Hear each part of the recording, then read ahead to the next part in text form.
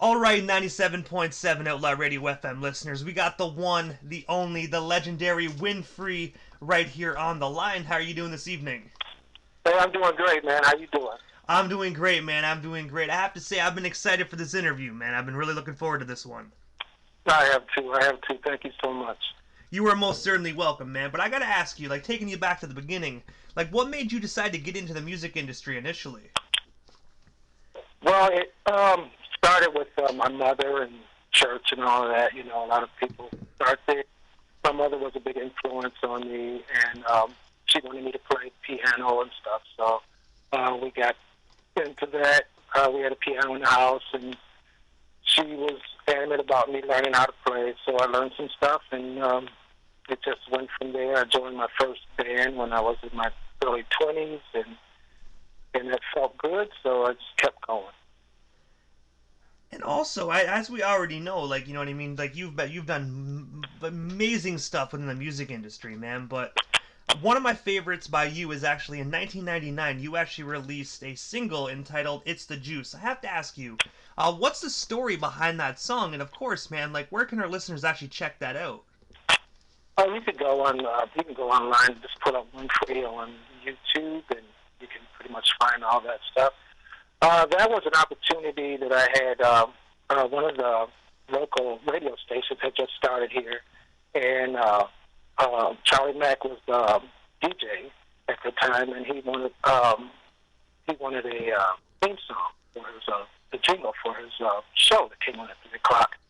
So he asked us to do something in rapper named Sporty Kev. And we got together and came up with that jingle, and it was very popular locally, and that turned into a single that people could purchase, and it ran for about 2 years on the radio station, so that was a really good thing.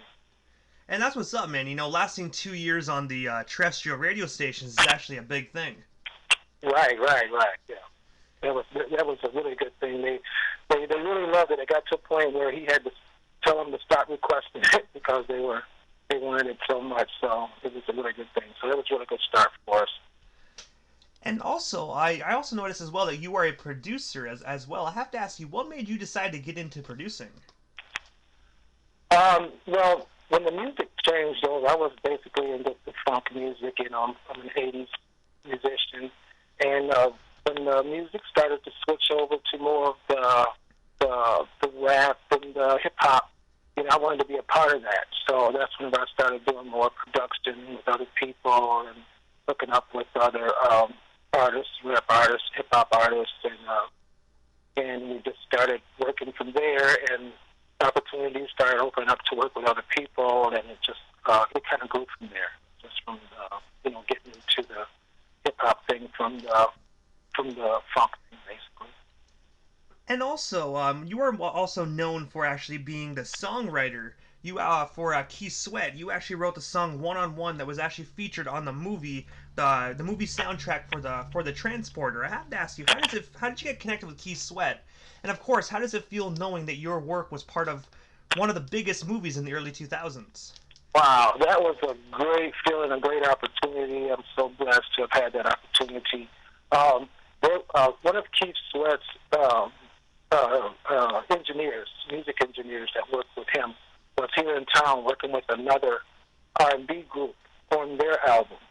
And they wanted me to come down and do some talk box on one of their songs. And when I got to the studio, the engineer, the producer asked me if I had any of my own work. And let him hear some things, and then he was interested in that song. So we recorded it, and we I guess he took it back to Keith Sweat, and Keith heard it, and rest is history, as they say. Keith wanted it, and he put it out, and it was a great opportunity. So I'm glad to be a part of that. So that worked out well. And as for the movie side of things, when you actually, when you actually got the part, did you know that song was for the movie at that current time, or was it, or at this point, were you just making the song for Keith? No, it just made it, and Keith Sweat wanted it, and right after that, it was like that song came out in July of 2002, And then in September, when the movie came out, then we were surprised to know that that song was one of the songs on the soundtrack. So that was like a bonus, actually. So we wasn't really expecting it. At least I wasn't expecting it. So, so that was a bonus. So yeah, that was definitely a bonus. So that was a great feeling to know that some of your work were, appealed to someone like Keith Sweat. You know, he's a major influence and iconic artist, and to have your music respected by someone like that is a big deal. So I'm very blessed to have that opportunity. And also, especially in the early 2000s, Jason Statham was a huge, huge actor. Like, don't get me wrong, he still is, but The Transporter, in my opinion, was one of his best movies that he actually did. Yeah, I love that movie. That movie was great. I love that movie. The ones after that, but the first one was really sweet. I like that first Transporter. I gotta say, I guess they made like a fourth one or something without Jason Statham, and it was just like, I think I watched 5 minutes of it, and I was like, all right, I'm out. Like, I can't do this. I can't do it. Yeah, there was like 2 or 3 of them or something after that, 3 or 4 of them or whatever, and it just started losing it. That first one, but the first one was like, that was the one. That was the one that really made the mark. So yeah. I most definitely agree. Sometimes Hollywood just needs to know when to put the nail in the coffin and be like, all right, we need to move on. Right, yeah. Right. I think they do that with a lot of movies, too. You know, they just go a little bit too far sometimes, and sometimes you just can't make things better than the first or second one, So, yeah, that was one of those cases. And also, you have your own band as well, titled the Winfree Band. I have to ask you, tell us a story behind the formation, and how did you meet the other members? Well, when we did the Winfree Band, that was some musicians that I grew up with when I first started. A few of the guys were the originals, and then I had left the band, been along for a while, for many years, and then recently we put together a band just so that I could get together to try to promote some of the original music, because back in the early days we were just doing cover tunes, so there was not a lot of opportunity for a band to do original music. So I was going to try to do like a hybrid thing, do a little bit of the cover tunes and then do some of our own stuff. So we did that for a while, and then we decided to, me and my musical partner, Kevin Prettyman, he and I now are doing just the duo thing, where we're just doing our own thing now. So it started, we did the band thing for a couple of years, and then we're back to doing this original music and doing mostly recordings and videos and stuff. So that's what we're going to try to keep going with now.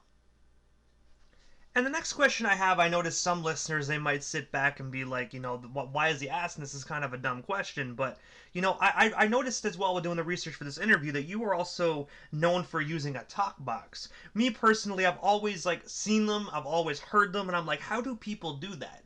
So if you don't mind me asking, what made you decide to get into using a talk box? And of course, how do you operate one of those? Well, the influence was Roger Troutman. Like Roger Troutman from the group Zap, he was the biggest influence, because although Stevie Wonder was known to be the first person to use the talk box, when Roger Troutman started using it, he used it in a different way than Stevie did, and it became, he was very, very funky. He was very funky, and he captured a lot of people's attention with that. So, with that, everybody wants to do what everybody's paying attention to. So that was one of my inspirations for doing it, was Roger Troutman. And then once I began to do it, and I seen how expressive it is, for it's just an alternative way to express yourself outside of actually singing or playing an instrument. You can do something else, electronic, and it's kind of cool sounding. It's actually a tube that you put in your mouth. It's not. There's a vocoder. Sometimes people get it mixed up. There's a vocoder, which is something different, and there's auto tune, which is something completely different. The talk box is actually a tube that you put in your mouth, sound comes from a driver through this tube, and you actually play whatever instrument you play, whether it's keyboard or guitar. Some people like Peter Frampton uses it on his guitar, so you can use it with guitar, keyboard, and you just when the sound comes through, you just kind of form the words with your mouth, and if you have a microphone or whatever, if you're in a room by yourself, you can actually hear the tone, the words, the wording. It's very clear. You can, as long as you can hear it, as long as it's audible, and it's something you have to work at in order to get really good at it. But it's actually fun to try it and see how it works. Anybody can possibly do something on it, but it takes some time to actually get really good with pronunciation and stuff like that. So, yeah, that's my inspiration was Roger Troutman, and I just love the sound of it. It's a very expressive tool to use for expressing yourself musically. And I first and foremost have to say, God bless Roger Soul, man. Such a talented individual. I personally first heard him on Tupac's California Love, man. So most definitely, Yeah. God bless his soul. Gone way too soon. Way too soon. I mean, that man. Oh my God, it's just way too soon. Yes, I agree. Way too soon. But he left a lot of fans and a lot of people. He inspired a lot of people to do what he set up, and they're still going strong with it. People are still inspired, and they're still keeping that sound going, and that's an honor to him. So, yeah. And you also have done a lot of great work with an artist by the name of Pretty Man. I have to ask you, how did you get connected with Pretty Man? Well, we both were. We met in another group that we both joined, and once we were there, we discovered that we liked each other's style of music and how we worked, and we decided we wanted to work together on some original stuff. So we started to do that, and it just worked. It just clicked. It's not very often that you find someone that you click with musically, because music is so personal. It's so personal sometimes. I mean, when you find somebody that you can work with that can feel your ideas, that you actually can create one thing from two minds. It's a whole different. It's a different world when you can do that. I mean, you could be in a room with a bunch of musicians and not connect. But when you find someone that you can connect with musically and to be able to create from nothing and make something happen, that's when you know you found the right person.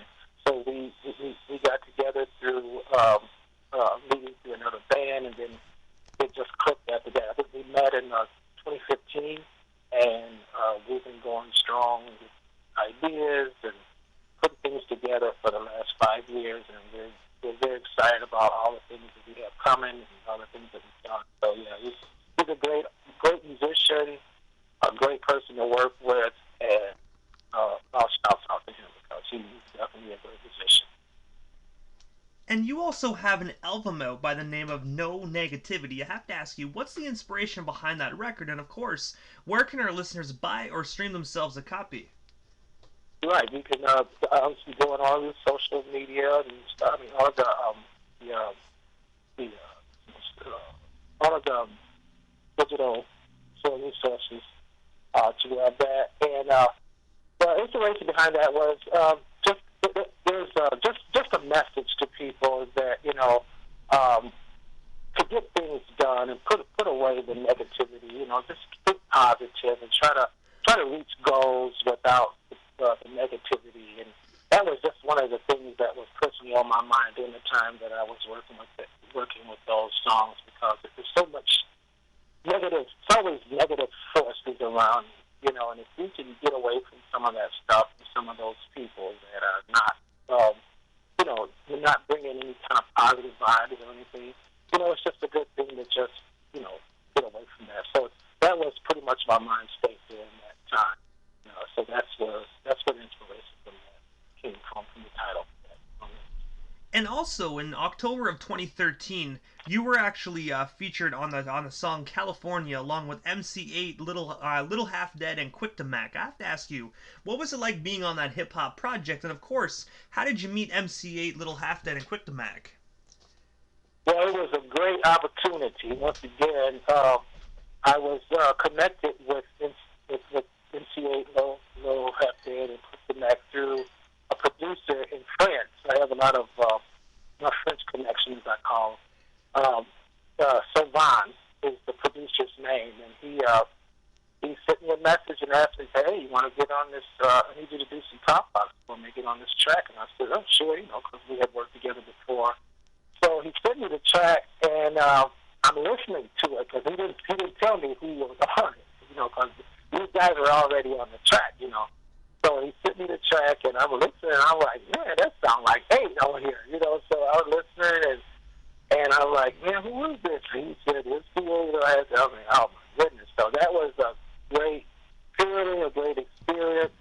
So although I never met them, just being in the same projects, and and it's a great opportunity, a great experience, and I'm loving it because I got some of my favorite rap artists. So NCA is one of the greats. So yeah, it was a great feeling, great opportunity.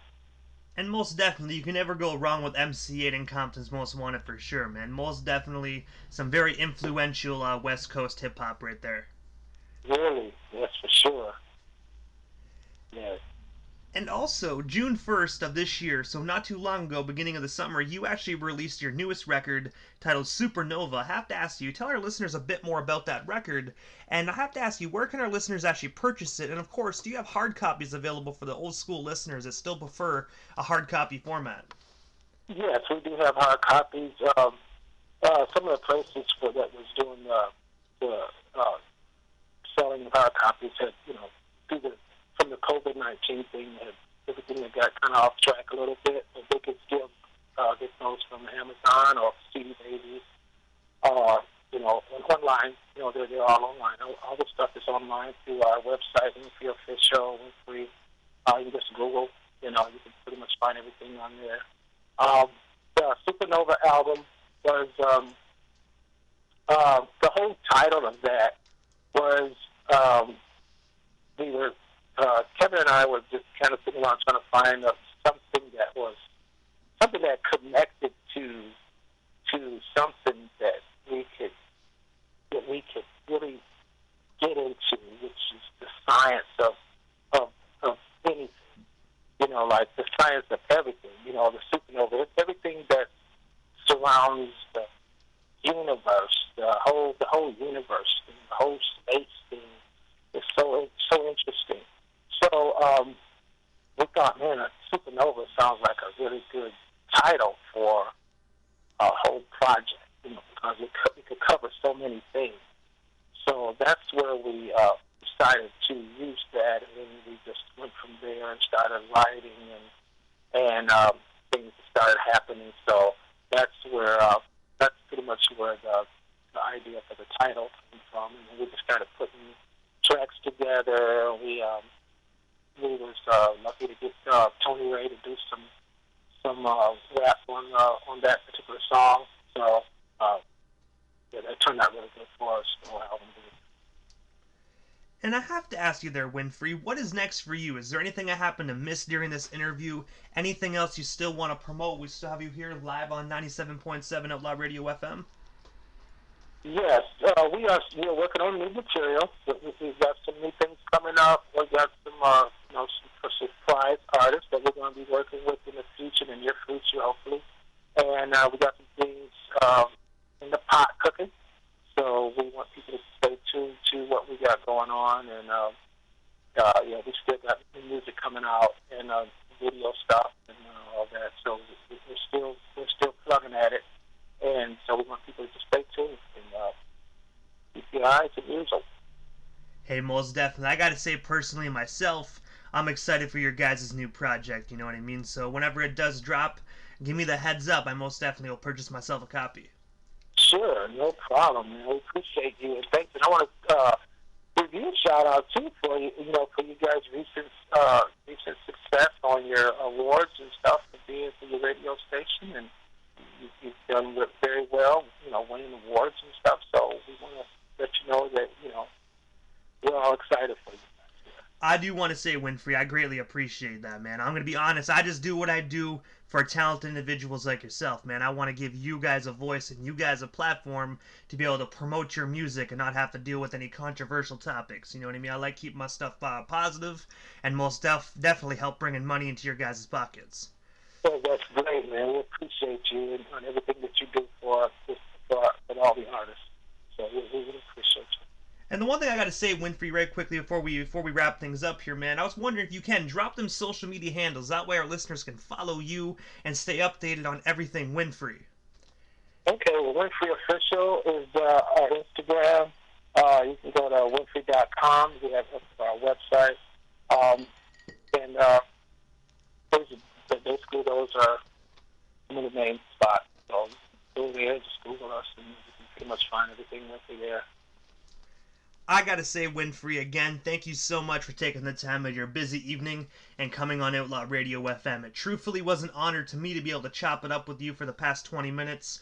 It was an absolute honor. Thank you so much, and I hope down the line we can make this happen again. Oh, man, I sure would love that. I sure would love it, and thank you so much for having me. You are most certainly welcome. Looking forward to your new record, and most definitely stay safe out there. All right, you too, bro. Thank you so much. Have yourself a great night. Okay, you too. Bye-bye.